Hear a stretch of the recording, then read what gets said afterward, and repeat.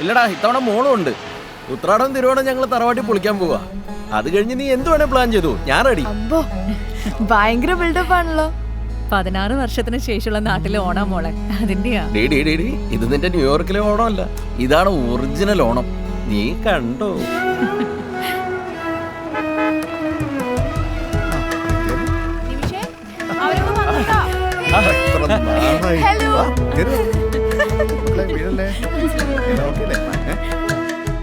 എന്തൊക്കെയാ നമ്മളവിടെ മിസ് ചെയ്യുന്നല്ലേ. ഈ പൂക്കളെ മുന്നിലിടാൻ മേലായിരുന്നു കേട്ടോ. അതിനെന്താ, ഇടാലോ. ഇപ്പൊ ശരിയാക്കി തരാം. പിള്ളേരോട് ഇടാൻ പറഞ്ഞ, പക്ഷെ അവർ ഓൺലൈൻ മേടിച്ചു.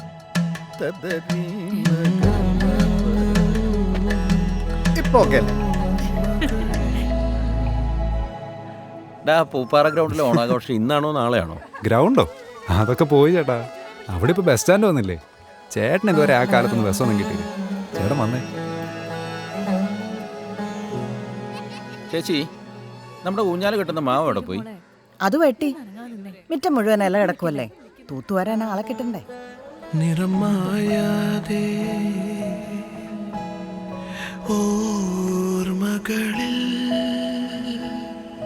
തേടുന്നു നാമീ ഓണം.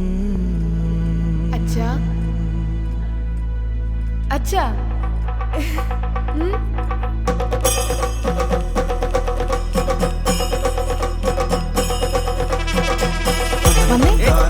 ഇങ്ങനെ പോയാ എല്ലാ വർഷവും എന്നെ കൊണ്ടുവരേണ്ടി വരും.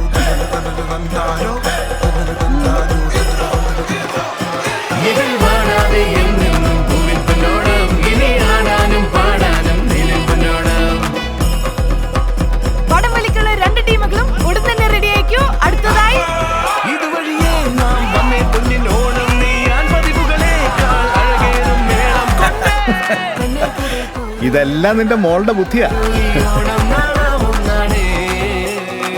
മറ്റുള്ളവരുടെ സന്തോഷത്തിൽ സ്വന്തം സന്തോഷം കണ്ടെത്തുന്നവരാണ് ശരിക്കും ജീനിയസ്. പാർലെ ജി എന്നാൽ ജീനിയസ്.